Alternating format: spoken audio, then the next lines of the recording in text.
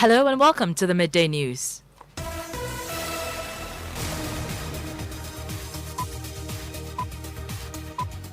The news is live from our studios at Kokomimle Joy 99.7 FM in Accra. In Kumasi, we are live on Love 99.5 FM and affiliates across Ghana's 16 regions, including ATL FM Cape Coast, Kekeli Radio Ho, and Radio Max Takrade.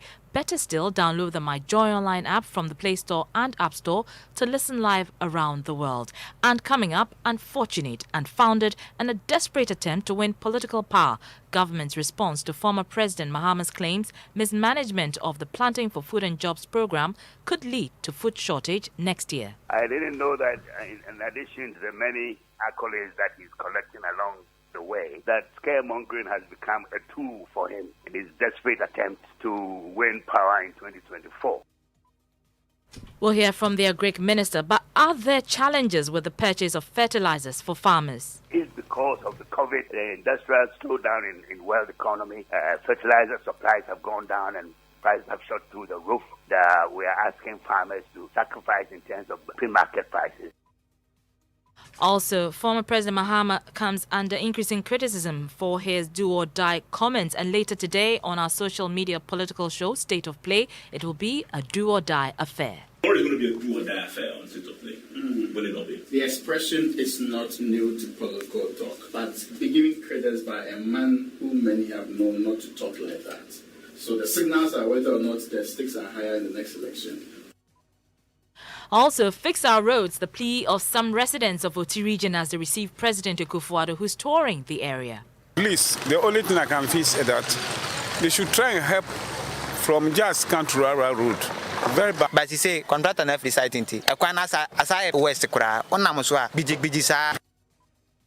In sports.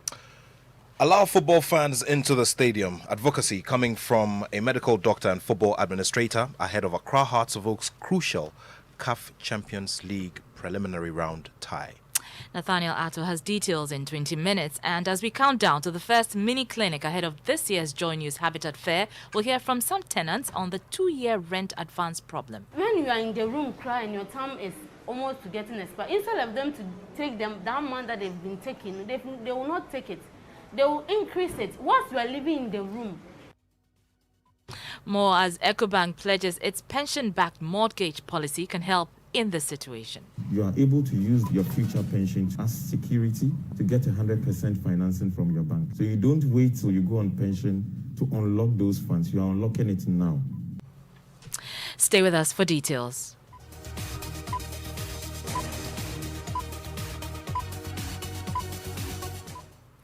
Thanks for choosing us. We are your home of independent, fearless and credible journalism. I'm Arbor Coombs, and in our first story, government has described as unfortunate and unfounded claims by former President John Mahama that there could be food shortage in the country next year due to what he describes as government's mismanagement of the Planting for Food and Jobs program.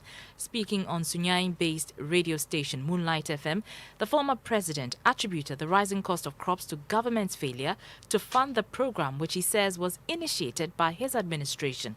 Mr. Mahama says the program can only be saved with increased funding. Being a farmer, I said this year there's no fertilizer. One of my siblings is a farmer, and he told me this year there are no fertilizers, so he had to buy his own fertilizer. And a bag of fertilizer is very expensive now.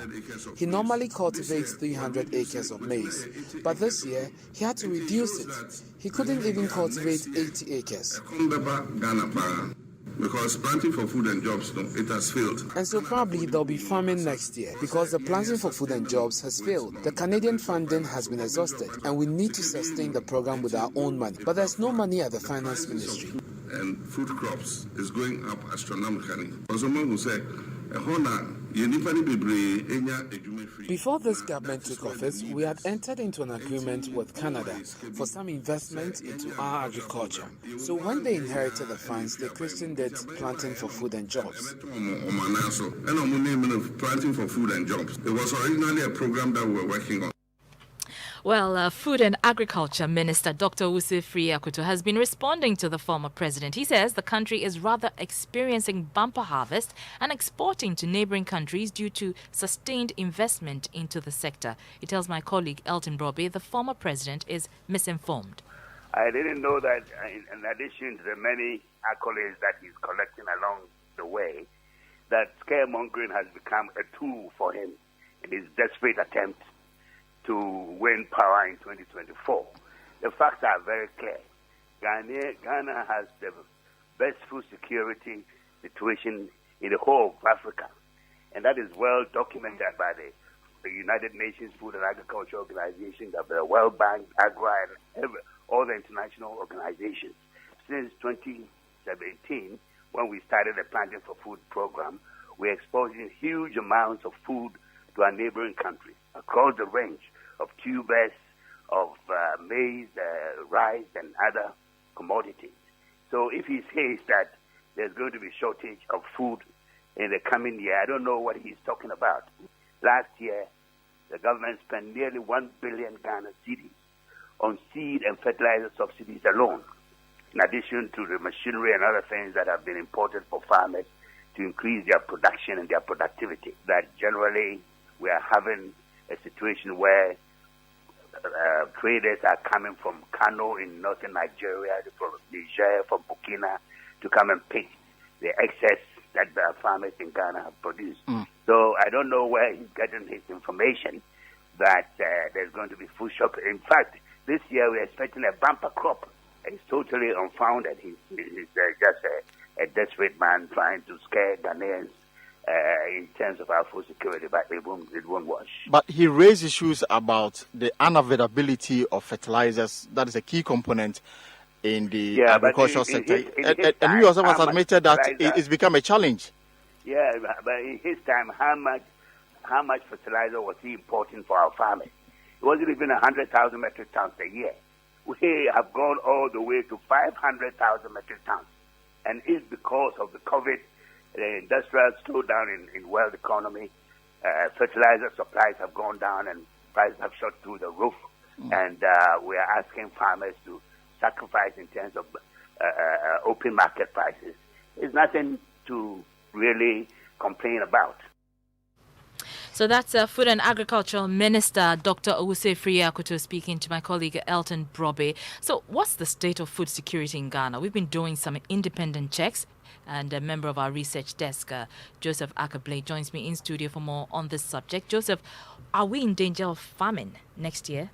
And so on the food insecurity map, 5 colors are used to indicate the phases of food insecurity. So green means minimal, yellow means stressed, and orange means crisis, while red means emergency. Now, although the food insecurity map of Ghana has majority of its parts being marked green, according to the recent food insecurity map containing the OECD Food and Nutrition Outlook in the Sahel, West Africa from June to August 2021, there exist portions of Ghana's food insecurity map in the northeastern part being marked as yellow, indicating that there is stress, and in orange indicating emergency. A comparative analysis suggests that Ghana's food security status within the same period, that is June to August 2020, shows a better performance than we have now in 2021.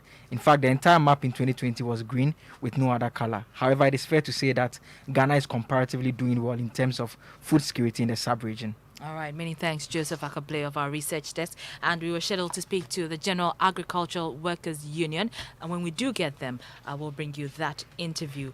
Moving on to the OT region now. And some residents of the region have appealed to President Akufo-Addo to ensure that the roads in the area are fixed. The president is today touring the region and is expected to inaugurate a 1D, 1F project, as well as interact with chiefs and residents, among others. Correspondent Peter Senu has been interacting with some residents ahead of the visit. Listen. Please, the only thing I can feel is that they should try and help from just country road. Very bad. The contractors will collect the money, they won't do it. Either they pay them or not, nobody knows.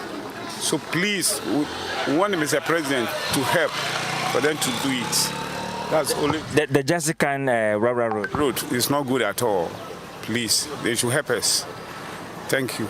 God will help you. Our roads are in a terrible state. We need the president's help to have the roads fixed. The president is coming, but the roads remain the major concern. If roads are fixed, there will be development. For the Rara road, the contractor came initially, but we can't find him. It was about 80% complete, but has now deteriorated. Now, Equano is almost 80% completed, but he say contractor na deciding to Equana as West Kura, on Namuswa, Bijisa. So those were residents of OT region. Will be touching base with our correspondent Peter Senu soon. You're still listening to the Midday News here on Joy 99.7 FM, and we do have our correspondent Peter Senu on the line. Peter, which specific roads are of concern to the residents? Hello, Peter. We don't have Peter on the line. We're moving on to other stories. And President of the Bono Regional House of Chiefs has called on President Akufo-Addo to constitute an inquiry into the killing of persons during the 2020 general elections, which he says was unnecessarily militarized. Osajefo Osiadeyo Ajimambedu II called for a commission to be instituted to deal lawfully with all perpetrators to prevent such acts being repeated in the 2024 elections. He was speaking during a courtesy call yesterday by former President John Mahama, who's on a tour of the Bono region. We'll be hearing from our correspondent very soon. But speaking of former President Mahama, MP for Tamale North, Alassane Suini, has joined the 2020 NDC presidential candidate to justify the stance that the former president's do-or-die comment is not intended to incite violence. Some Ghanaians have condemned the statement Mr. Mahama made on a Techiman-based radio station when he was explaining why the NDC will be very vigilant at the polling stations in future elections. Elections, no, it will be won or lost at the polling station. And the polling station, they better do or die. Because all die, be die. The MPP and some political actors say the comments are unsavory and must be condemned. But speaking on the AM show on Joy News Channel, MP for Tamale North, Alhaji Alassane Suini, said people are misinterpreting what Mr. Mahama said. Former President Mahama is a thinker. And that is why he was very careful when he said, I did not say all die, we die. I said do or die. So let us not interpret it the way we want to interpret it. What is the meaning of that in English language? Now, the dictionary definition of do or die is to persist even if death is the result. Not to kill, not to persist to kill, but to persist even if death is the result. So how is that a call to violence? You could say maybe it's a call to suicide, but not a call to kill, not to attack anybody, because it said to persist even if death is the result. And former President Mahama, in that same tape, says that we don't want to cheat the NPP, but we will insist that we are not also cheated. Well, political analyst Dr. Kwame Asah-Asante disagrees. He says if political actors who make such comments are punished by the electorate, it will serve as a deterrent to all politicians. This idea, for me, is not new from all die be die, and is the failure of our society to deal with these issues head on. Anytime we go for elections or such statements come out, we come out, one, to rationalize, two, we glorify these people with votes and they get away with this. We don't punish enough to deter these issues. What is more is that when we have such statements, we don't have people from within the political parties to condemn it. And it gets on, it gets on, it gets on. So at the end of the day, if you need political power, then you believe that, let me churn out something so that at the end of the day, who knows, I can be successful, get votes, and all that. Political analyst Dr. Kwame Asah-Asante there, and earlier you heard Tamale North MP Alhaji Alassane Suini. Let's stay on this matter a while longer, because today at 2:30 p.m. across all our social media pages, Evan Spencer, Winston Amwa and Raymond Akwa will take on the issue in the usual no-holds-barred manner on State of Play. Here's what to expect. And State of Play is up again tomorrow. There's a very exciting conversation that's about to ensue. This is about tomorrow is going to be a do or die affair on State of Play. Will it not be? Certainly. I mean, listen, the expression is not new to political talk, but be given credit by a man who many have known not to talk like that. So the signals are whether or not the stakes are higher in the next election, or just because it's coming from John Dramani Mahama, everybody should be on alert. Is it a call to arms? Or is actually one of those comments just to ginger a base and get them ready for an election. But some argue he said it in a context. And what is that context? Does that context...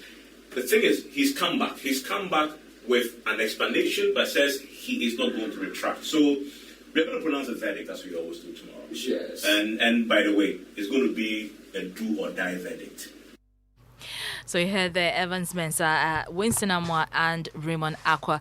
Stay tuned to State of Play. It will be happening live on all our social media platforms, including Facebook, at 2:30 p.m. today. We return to our earlier story where residents of the Oti region have appealed to President Akufo-Addo to ensure that the roads in the area are fixed. As you know, the president is today touring the region and is expected to inaugurate a 1D1F project as well as interact with chiefs and residents, among others. Correspondent Peter Senu has been interacting with some of the residents. He joins us on the line now. Earlier, we heard the residents complaining about their roads. Which specific roads are of concern to them? Unfortunately, we've lost Peter Senu there. You're listening to the Midday News here on Joy99.7 FM. Now, we're just 2 days away from the first mini clinic to be held ahead of the 2021 Joy News Habitat Fair, and already some exhibitors are pledging mortgage policies that may go a long way to resolve your rent problems. As you know, Ghana's rent laws demand property owners take not more than 6 months in rent advance, but supply shortfalls mean those who own the few houses available usually break this law. My colleague Justice Bedu spends time at the Rent Control Office here in Accra to see how serious this challenge is. The harassment this woman is putting us through, the insults, is too much. Eurama has been sitting here since 4 a.m. It's 12:30 now. My experience in Accra is like a living hell. You will wake, all right, but all the money that you get, you will channel to landladies. Her landlady has recently told her she would be increasing her rent by half the amount she's already paying.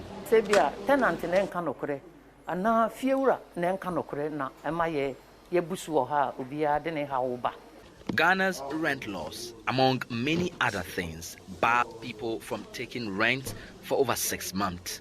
But especially in many cities like Accra, where Ibrahima lives, there are very few affordable housing.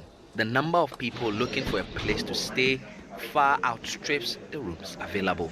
So because landlords are not aware of this provision of 6 months, they collect the 2 years from you. After you spend some few days or months in your room, they try to induce you so that they can push you out, get another tenant, and then collect a higher rent. The housing crisis is hitting hard, and many, like those in this rent control office today, can't wait for an end in sight. Justice Bedu, Joy News, Accra.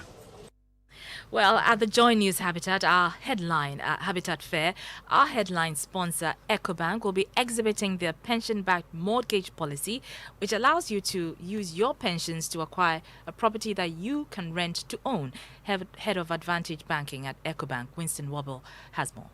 We are in talks with pension trustees where you are able to unlock your future pension today. And so we are saying that your pension that has accumulated can still accumulate, compound for you to take your money when you are going on pension. However, you are able to use that as security to get 100% financing from your bank, from EcoBank. And this allows you to leave your pension today.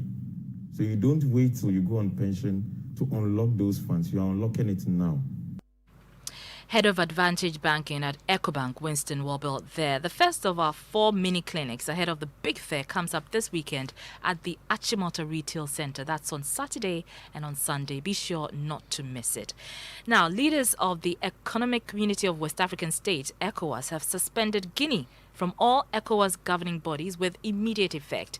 The suspension takes effect and will remain so until further notice. This was contained in a communique issued after an emergency ECOWAS meeting held online yesterday and chaired by President Akufo-Addo. Presidential correspondent Elton Brobe joins me in studio for more on this communique. What more is in the statement? So, the heads of state and government expressed their solidarity with the people of Guinea and affirmed their determination to take necessary action for the restoration of constitutional order in Guinea in conformity with the supplementary protocol on democracy and good governance. To that end, the authority decides that immediately there should be a dispatch of a high-level ECOWAS mission to Guinea to assess the situation.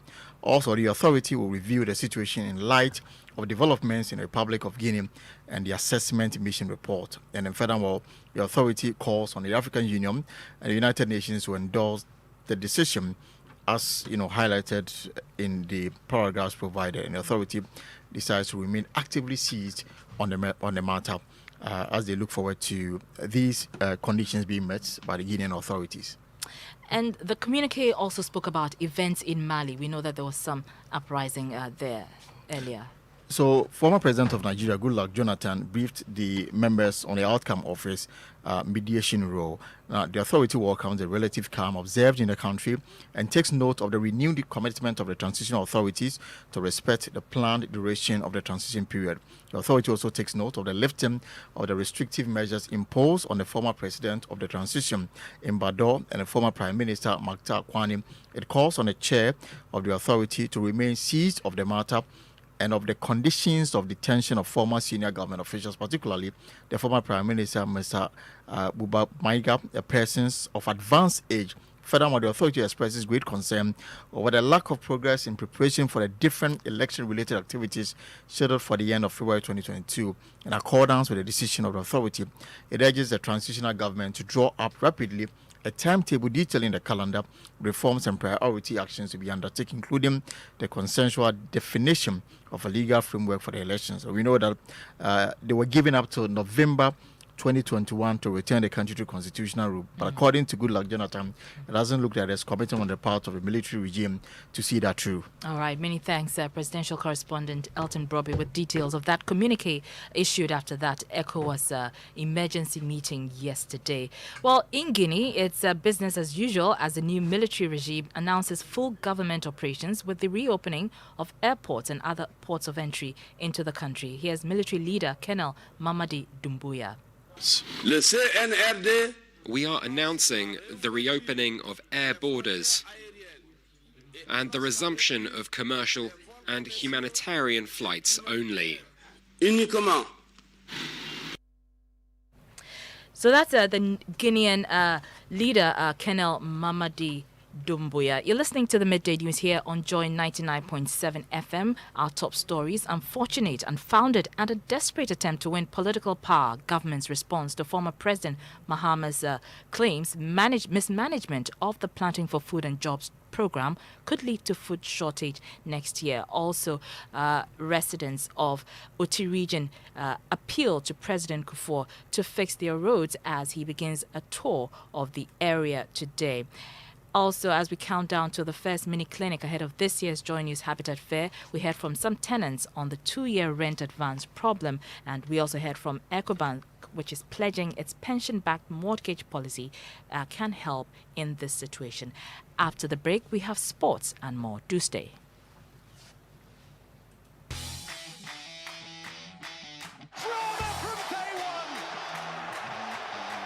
The boys are back, oh! The boys are back! Imagine inviting great footballers like Ronaldo, Messi, and Mbappe into your home. Imagine feeling the big mad temperament of football's fiercest rivals in your living room. Imagine enjoying the home ground advantage of witnessing the best of Serie A, La Liga, Premier League, UEFA Europa, and many more leagues all in English. Or stop imagining. Just get a GoTV decoder now at 89 Ghana cedis and upgrade to GoTV Max to turn your home into the home ground of great football. To purchase a new decoder, SMS GoTV to short code 1731. GoTV. Love it. Drama from day one.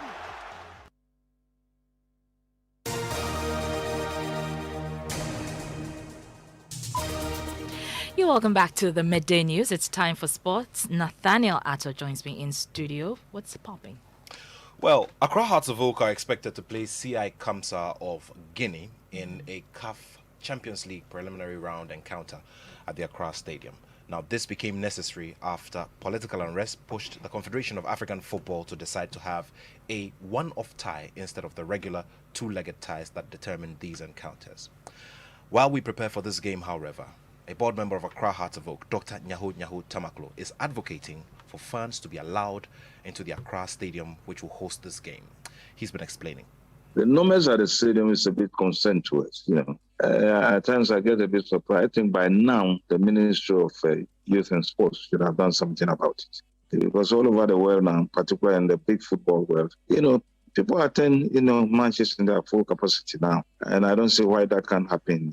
The COVID protocols can be observed. And if that is done, I think we should be allowed to have a full stadium now if we want the following.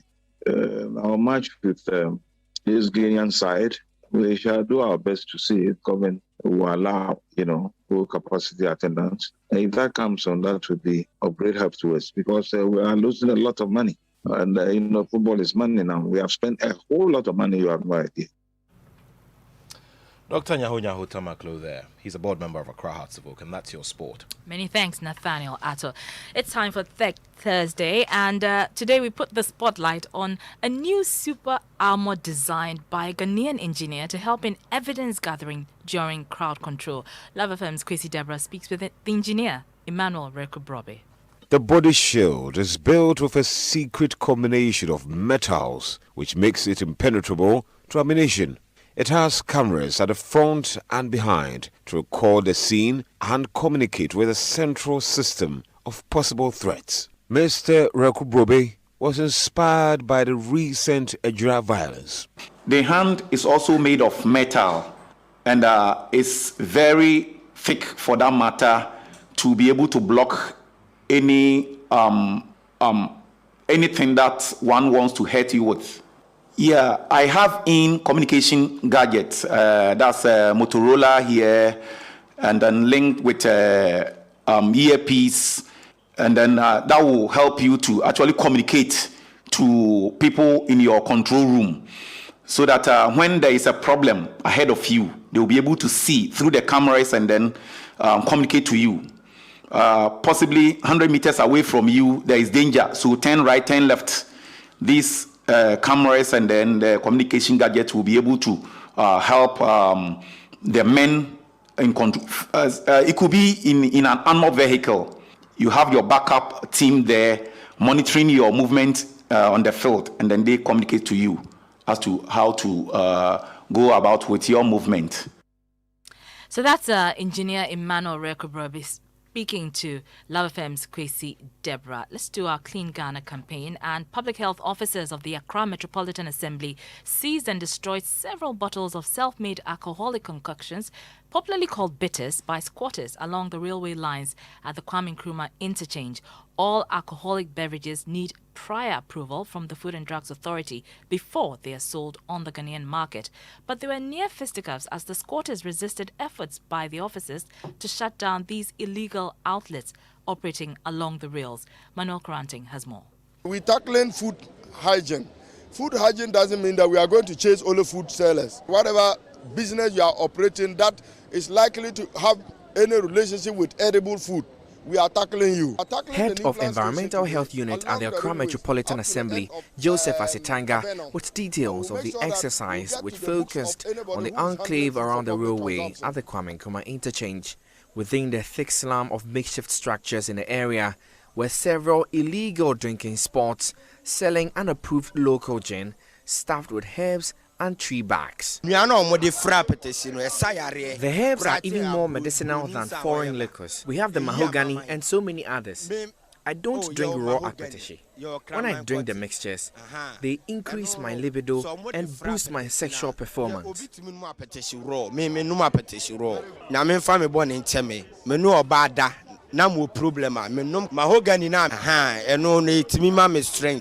But with no clearance from the Food and Drugs Authority, the illegal substances were confiscated and destroyed instantly. We are registering a lot of heart diseases from the OPDs. We cannot determine the source of all these things. Look at the containers, how they are even dusty and rusted. They are telling me it's, what do I call it, mahogany. Do I know what they have added to the mahogany? No. So that's head of the Environmental Health Unit of the AMA, Joseph Asitanga, ending that report by Manuel Karanting. It's time for entertainment, showbiz. Mapitso, what's in entertainment? And in the showbiz, the president of the Shatta movement, Shatta Wale, says the only two people living the music life in Ghana is Manifest and Wiyala. In Ghana, the people who are living the music life is Wiyala Manifest. I swear, God has given me that direction to their side. Say, I'm now realizing that no, yes, we are refusing to paint the culture. See Manifest video. Manifest here video. Manifest before was kapao. And then find Bibian Tuncheng. And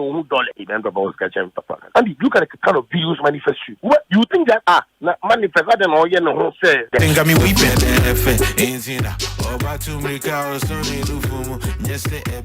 So that's Shatawale. And a lot of people thought, I mean, so he's not living the life. Sakodi is not living the life. What happens to the others? Because they're not promoting the culture. He says Manifest and Wiyala and Kubolo are promoting the culture, the Ghanaian life, the society, and that's why he thinks they are living the actual music life. Interesting. Thank you very much, Mapitso. And that's how we end the midday news. Our top story: government response to former President Mahama's claims mismanagement of the Planting for Food and Jobs program could lead to food shortage next year. We heard from a Greek minister who described the claims as unfortunate, unfounded, and a desperate attempt to win political power. There's more news on myjoyonline.com, but coming up next after the news is Living with Pastor Mensa Otabil on the topic, God has not given us the spirit of fear. I'm Arba Kumsin. Have a good afternoon. If home is where the heart is, then let's go home, shall we? Let's go where the entertainment is, where the passion is, where the laughter is, and sometimes even the tears too. Let's go where we feel safe enough to share our opinions and send tweets, where we do that embarrassing little dance to our favorite song. Let's go home where the love